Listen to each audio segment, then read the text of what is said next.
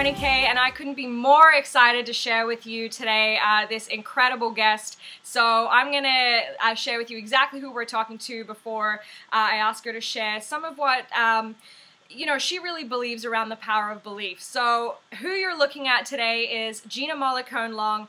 She is an international best-selling author of 2 books, one titled Think or Sink, which I've actually lended out to a friend of mine right now, so it's not with me, but also The Secret of Successful Failing. She's an incredibly influential speaker all over the world on many stages and for many organizations. She's board-certified master trainer of coaching as well as NLP, which is neuro-linguistic programming, hypnosis, and timeline therapy. She is also the creator of an absolutely life-changing program called Greatness U, which I'm going to have her speak to in a few minutes, and which I was ultimately fortunate to be a part of, and is really the reason that everything you're looking at today has come to fruition.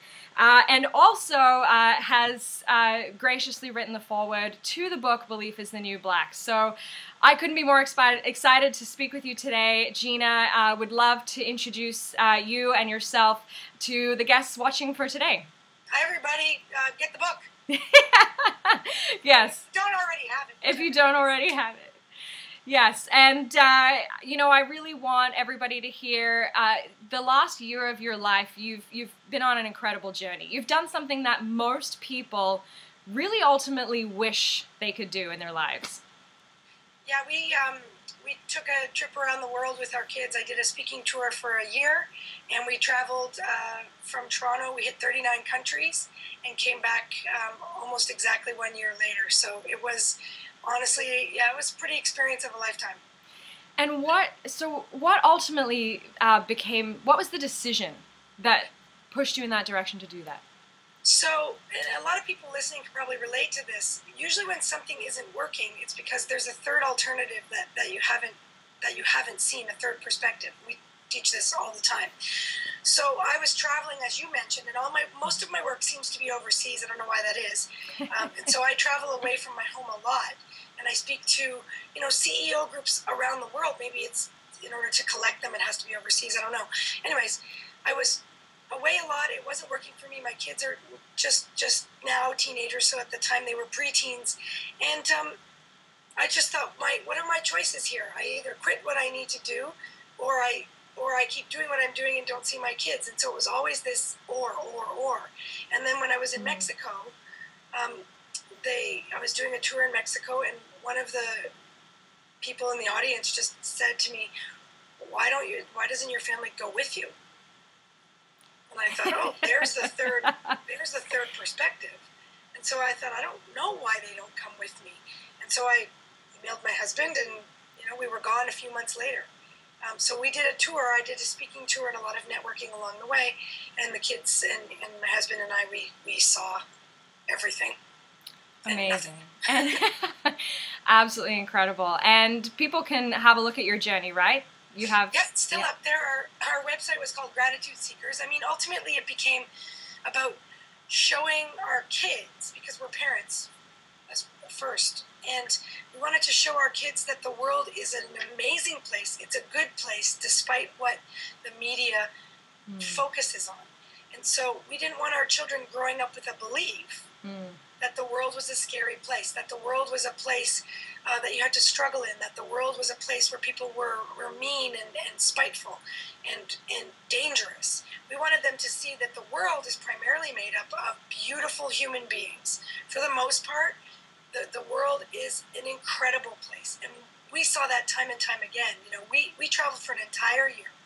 We never lost our luggage. No one ever took anything from our luggage. No one ever attempted to take anything from our luggage. No one ever robbed us. We never really got sick. No one bothered us. There was never anything that you hear about. And yet what we did experience was generosity on top of generosity on top of generosity, to the point where I thought, this is kind of embarrassing. I mean, we don't have this level of generosity as part of our belief until we got home. And now of course it is, but it was the opposite. So yeah, gratitudeseekers.com will probably be up there for good. It was our way of blogging what we saw. Well, we loved watching every step of it. Definitely inspired us to want to get out there too and see a lot more of what's available. So I wanted to touch on something that you said, Gina, which was really around your children's upbringing and what the beliefs that you want them to hold about the world. You have an incredible story, a science background at a time when not a lot of women in particular were, expanding in that field. What were some of the beliefs that you were taught or that you grew up with that led you in that direction? I don't know. I mean, I was thinking about this. I don't know that it was ever explicit. I just think I was never told I couldn't. So I always believed that I could.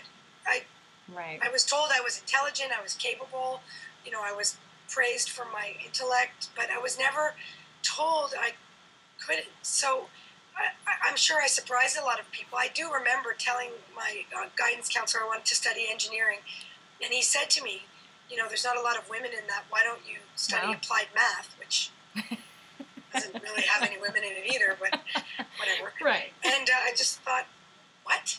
So, in fact, the times in my life when I got told it were so shockingly abnormal that they caught my attention, and my response was always this blank look like, what? So I guess I never got told that I couldn't, so I never developed the belief that I couldn't. And I'd love it that there was more of a, my mom put a chalkboard in my room every morning with a new saying on it. She didn't, but they also never stopped me. Yeah. I mean, even as a teenager, for one summer to earn money for university, I worked on the line at Chrysler. No one told me I couldn't. Wow. Right? So I've welded some minivans, right? I think that's powerful. There's a famous quote by Sarah Silverman, and she says, "If I don't believe we should be telling girls that they can be whatever they want." She said, for the simple fact that they really wouldn't have thought otherwise. Right, saying it implies the opposite. Yeah, it creates awareness. No one ever, I don't know. It's weird. It wasn't explicit, and I don't know. Although, that became the biggest challenge. So, you were talking about in your email, what is that limiting belief?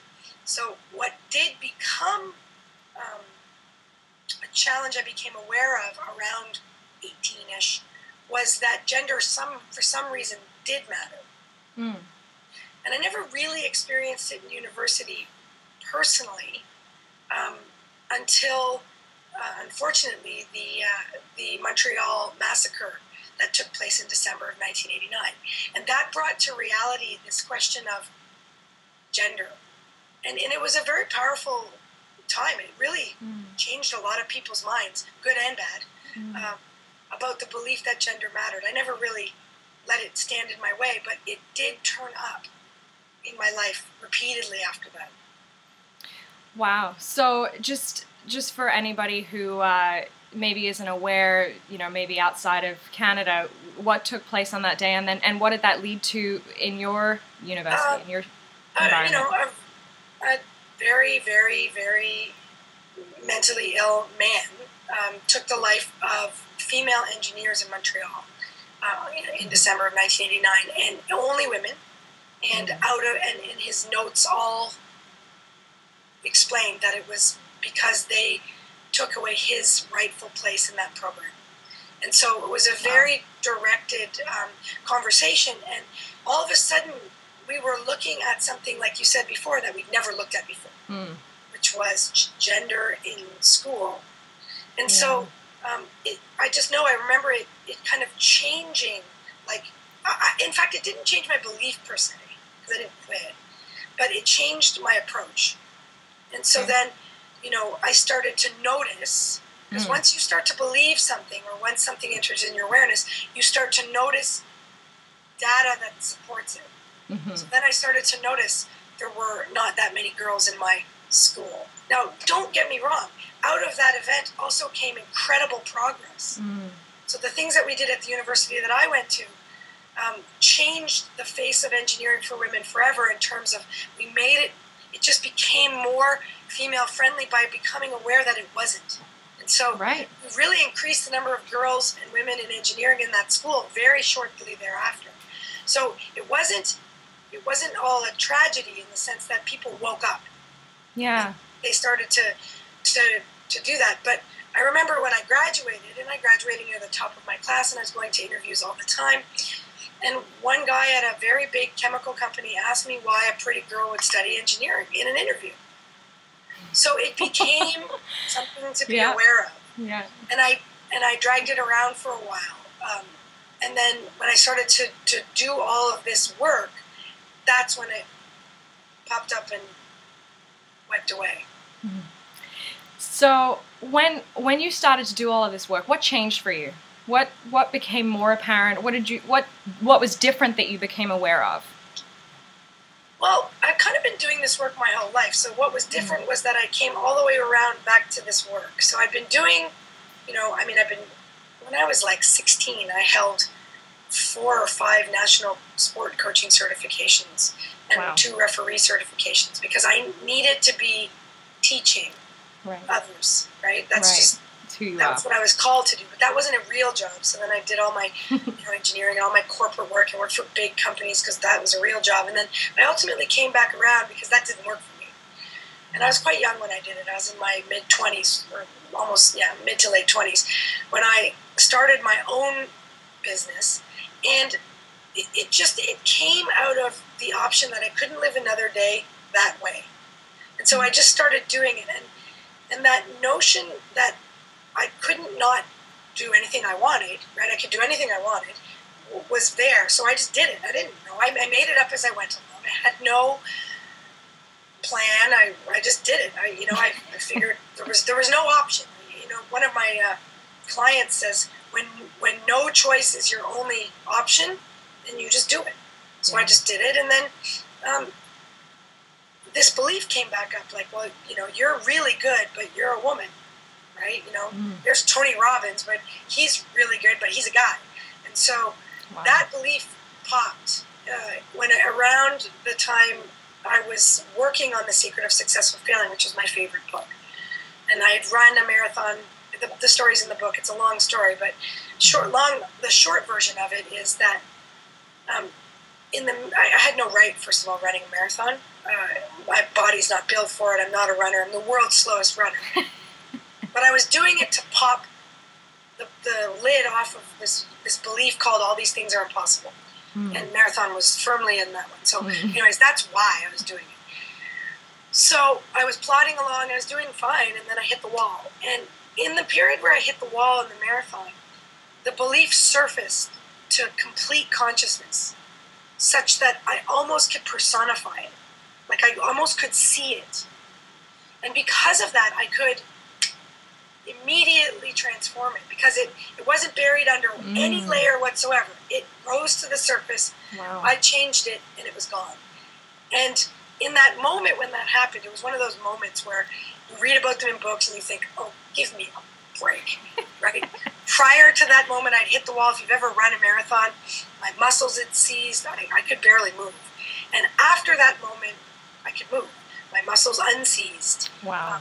It was one of those moments. It was so surreal. And I finished the marathon, and it wasn't any sort of record. But when I popped that, it went, it's that breakthrough point to the next level. And so after that, I learned disciplined tools to facilitate that pop. That breakthrough. So that it wasn't dependent on, massive circumstances of suffering and pain. So that's what drove me into learning the techniques that you talked about that I'm certified in. It was this need to turn it into a process. I'm an engineer, right? So I couldn't be out there telling people, you got to run a marathon, and then you hit the wall. Right? Like, that's not a replicatable process. So that's what drove the whole thing. And I launched the first book. Amazing. And you've had so much success with those books. I'd love for you to share, what do you believe to be true about success? What does it take? What do you believe that it takes? What do you believe that others believe that it takes? Because it's this big looming, everybody wants to be successful, but there's a process to it. Yes, it requires desire. We've talked about this a bazillion times. You have to want it. It can't be something your mom wants. Yeah. You have to want it.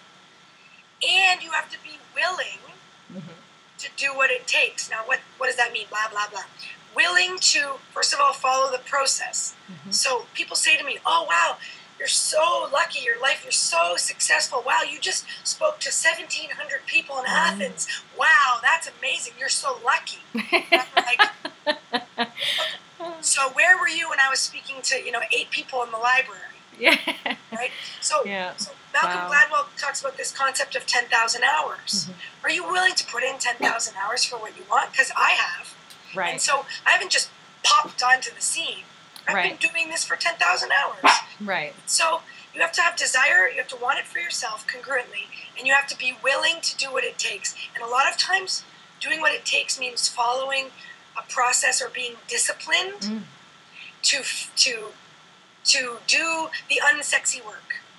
And very, they want it now. They want it instantly. They want, oh, I just want to go and speak. I'm a speaker because I say so. Sure, of course you are. Yeah. And yet you're not. Yeah. Right? If you knew how many hours went into the skill of developing that stage presence, right? It's like a dancer. She doesn't just jump onto the stage and start dancing.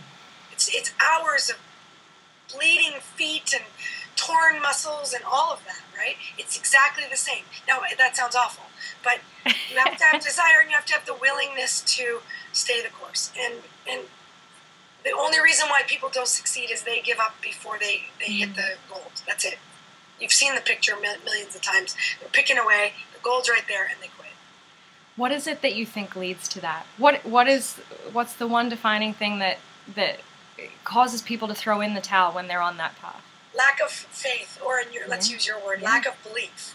So I can tell you this, and I've shown. Oh, I have actually I have a visual prop here. Perfect. So I have this piece of wood sitting on the desk. This looks familiar. There's the process of change, page 165 of Think or Sing. I use this often. So, so what happens is up here, when you have the desire to change at point B, that's when the desire is awoken. You want something you don't have. Down here at point C is when you break through to that new level. Okay, so in between here is all those times that we just talked about, all the challenges. People quit here between B and C, and the reason why they quit is they don't have faith that this process is 100% reliable.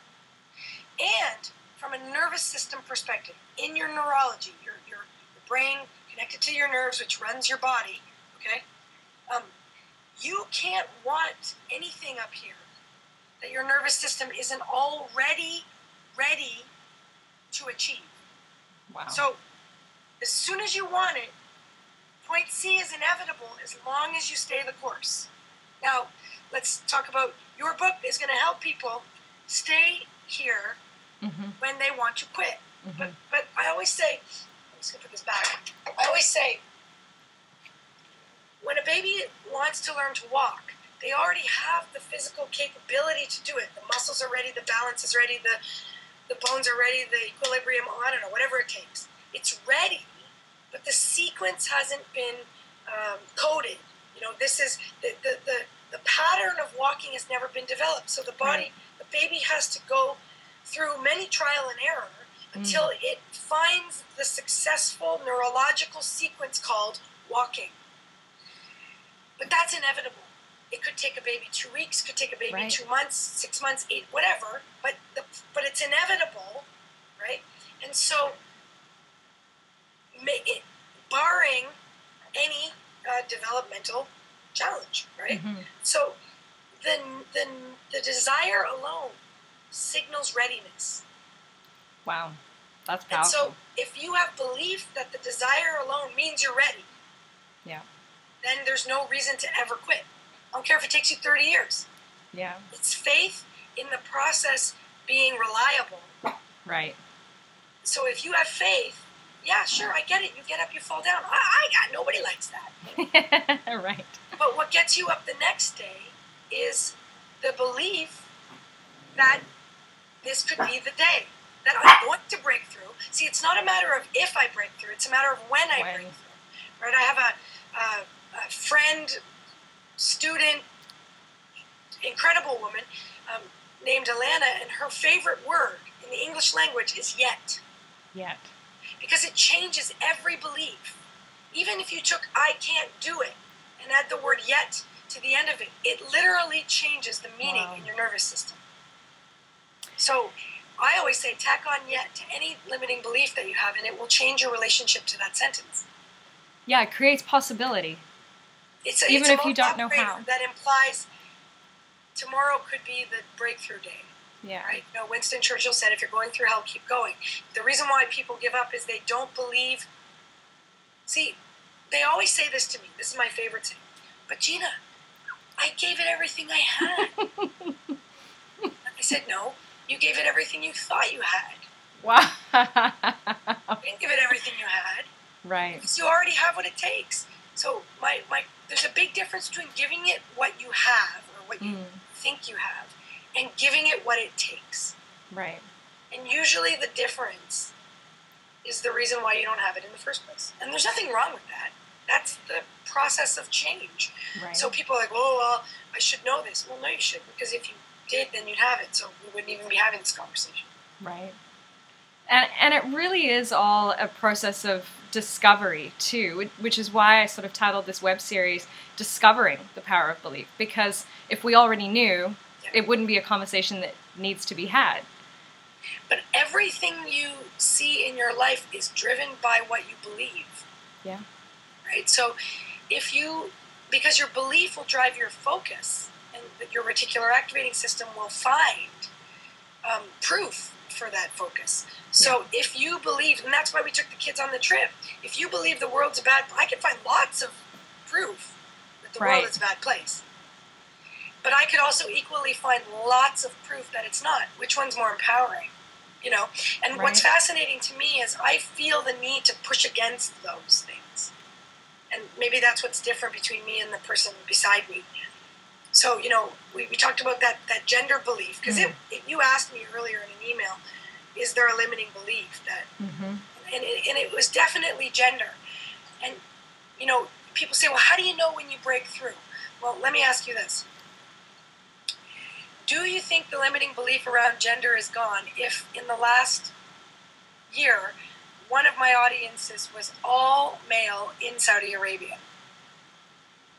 I'd say the belief was gone. Wow. Right? Wow. Male CEOs in Saudi Arabia. I mean, think about the archetypal... Yeah. That has to be well, look at that. Here we are. Right? So the belief, the belief is gone. Yeah. And then that opens up the door. So and again, people always said to me, and I did a 4-country tour in the Middle East. It wasn't like I popped over and popped back. I go, oh my God. Again, what are you looking for in the world? Right? There's lots of, that was one of my favorite tours ever. Ever. Because it smashed all the stereotypes. It was just so refreshing to do that and to experience that and not let fear guide my life, right? Yes. Fear of everything.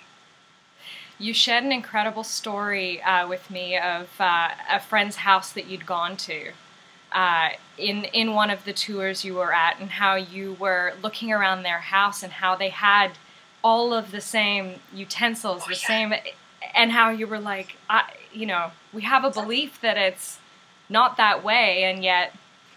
Yeah, that was the first time I ever went to the Middle East, and I went to their home for dinner, and we laughed because their countertop was the exact same antique brown granite that my countertop is 10,000 kilometers away. Wow. People are ultimately the same. Every personality is, of course, different, and I'm not up here, you know, in crazy land saying there aren't things taking place in the world that cause pain and suffering. Right. But my question is, what does that cause you to believe? And then the big question, you know it's going to come up in this call, is how's that working for you? Yeah. Like, is that working for you? Like, if you really want to go and it's stopping you, then I reckon that's not working for you. Right. So I have no issue with what people believe, and I want to make that crystal clear, and you should too, is people's beliefs are their beliefs. I have zero judgment, just a question. How's it working? Yeah. If it works for you to believe you can't do it, then who am I to tell you otherwise? Right. But it's that person who has, you know, who wants oh, change. on one hand, I believe I can do it. On the other hand, I can't, right? So what's up with that? How's that working for you? Mm-hmm. So what should, if somebody is in that position where, you know I want something different. I maybe don't yet believe that I can, but I know I want it. It's uncomfortable, I don't like it, but something has to change. What should they start to look for? What can they start to engage in that is, maybe a stepping stone that's going to at least create more awareness, help them focus on whatever's going to make that change for them? Well, I think it's got to be focused. So, because you're always going to get what you focus on, and that's a given. We can prove it, but it's a given. So if you want something, then you need to focus on the getting of what you want, not the not getting of what you don't want.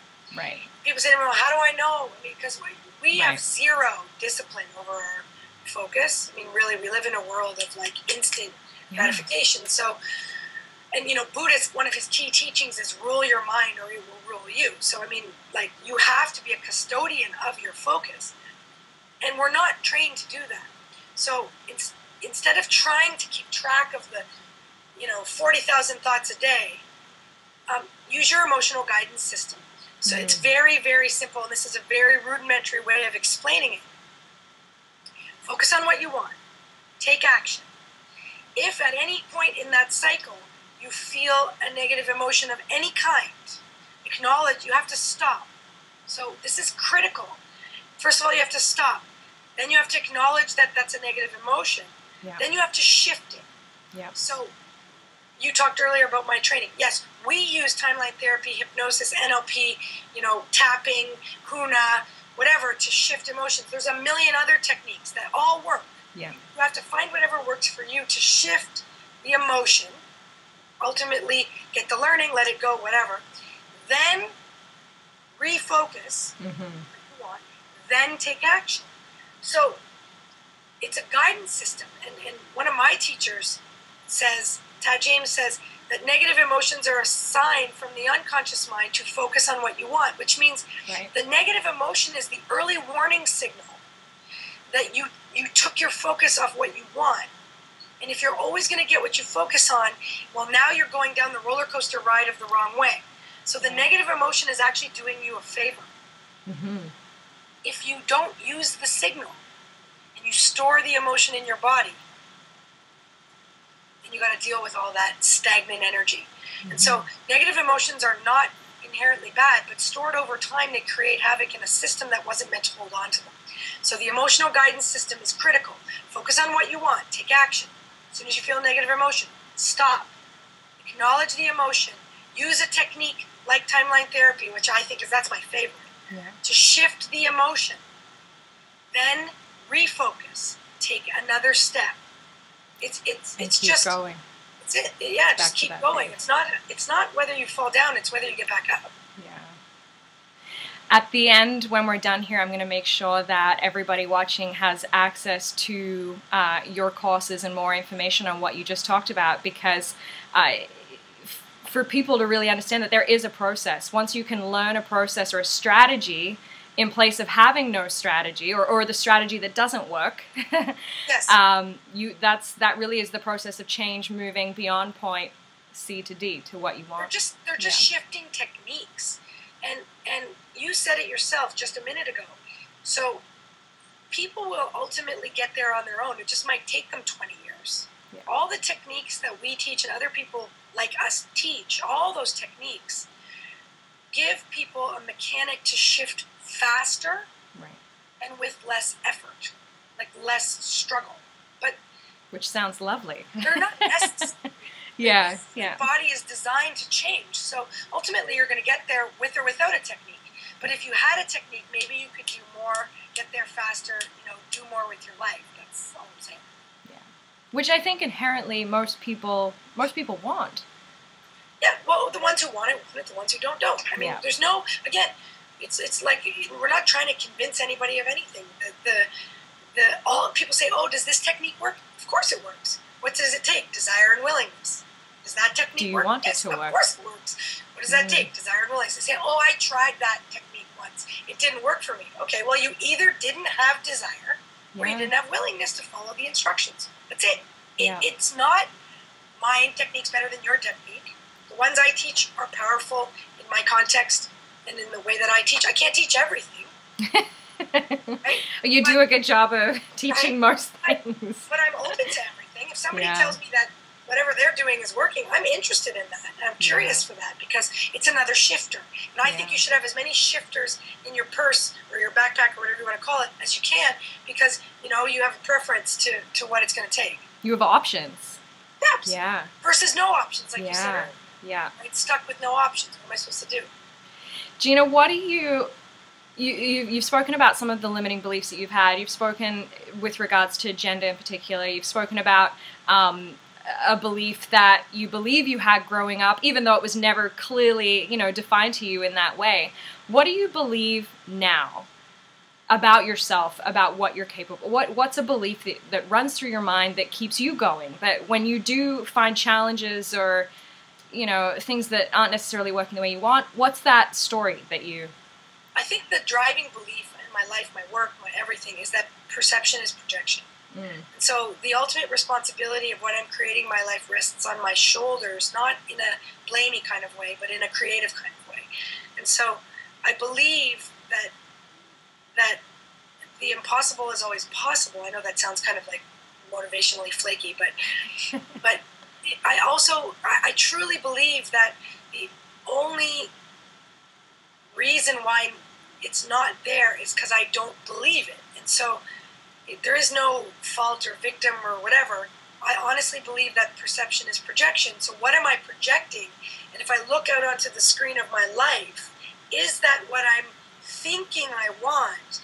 And if they're the same, then yes. And if they're different, then somewhere between thinking and the physical reality of my life, it's gone through a backwards belief or an upside down belief.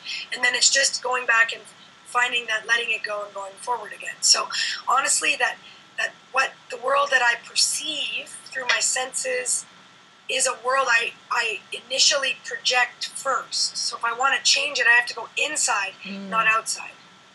So it's almost, you know, an awareness, first of all, that you have a perception and that ultimately is what we see. So, and that you can change it. Is different from yours. Yeah. And yet we have a collective perception as well. So it's not just me all by myself, but you know, something I think very deeply about is what am I putting back into the field of that shared perception? So when we traveled around the world and we were gratitude seeking, were we up-leveling the common perception, right? By seeing the gratitude and the greatness in the world. So that was almost like our service work. I know it sounds ridiculous, but we were serving the world by seeing it in a good way. Yeah. So that perspective could be part of the fabric of all of our realities, as well as our individual realities. Absolutely. I love that.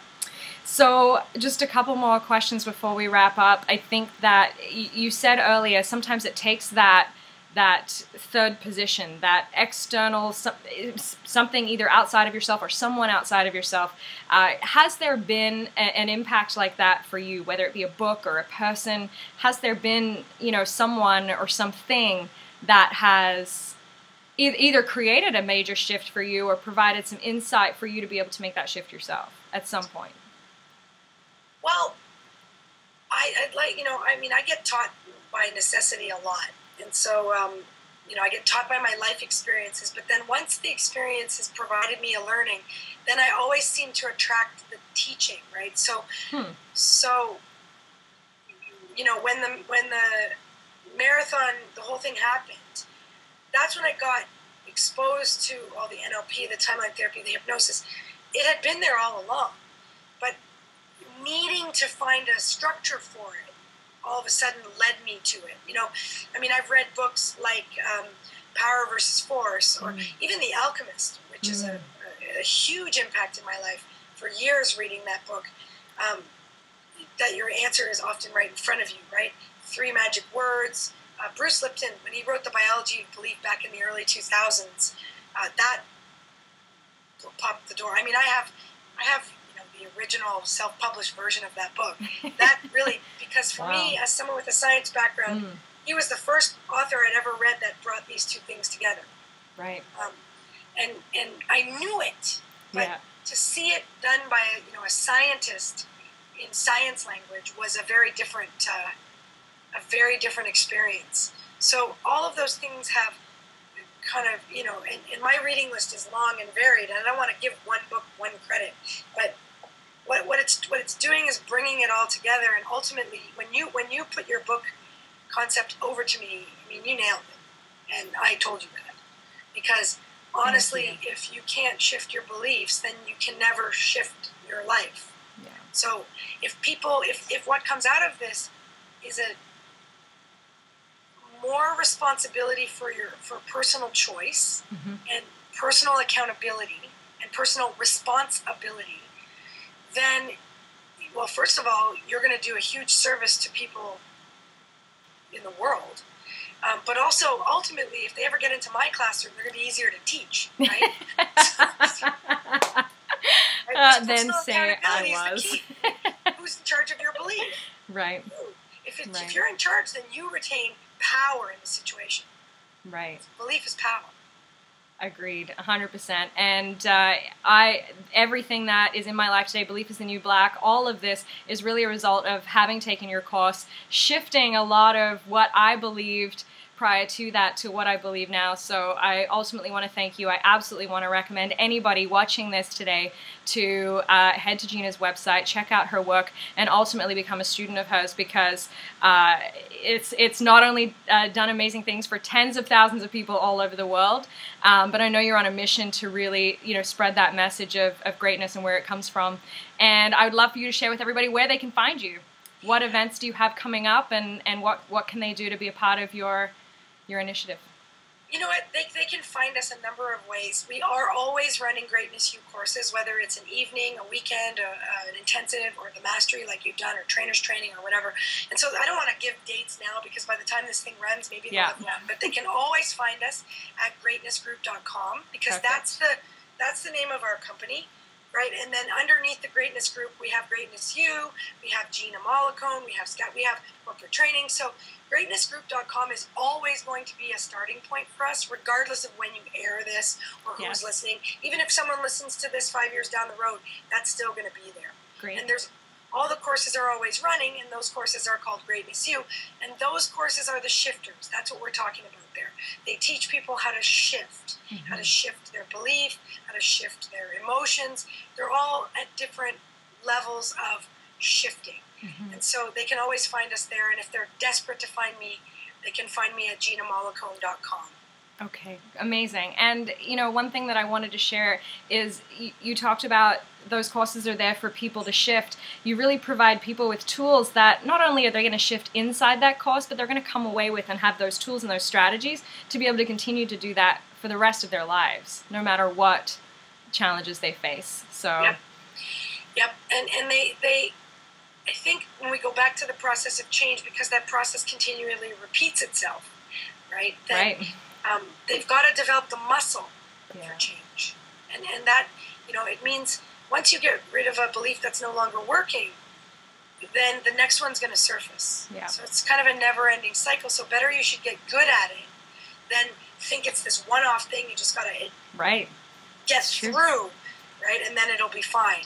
I have to figure out how to do this logistically. I have like a little audio we could give to the people who are listening here, and maybe you can pop that up on the screen later. It's just something that we can throw in. It's we sell it for like, I don't know, $30, but they can just have it because they were listening to this. So we'll put that in. Okay. We'll be able to make that happen. On the I'll screen. Make it happen. Yeah. To remind me. Thank you. We have some audio that they can listen to just to revisit what it means to be able to be in control of your mind. Amazing. Thank you. I know that that'll absolutely make a difference for anybody watching. So, cool.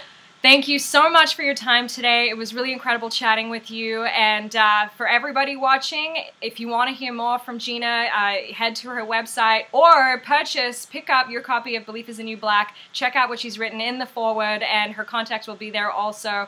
Really excited to share this vision with everybody watching and discovering the power of belief. Thank you so much, Gina. You're welcome. Hey, I wore black for you today. You did. Make sure everybody listening get that book for someone they care about as well. Amazing. Thank you. You're welcome. All right. I'll talk to you soon.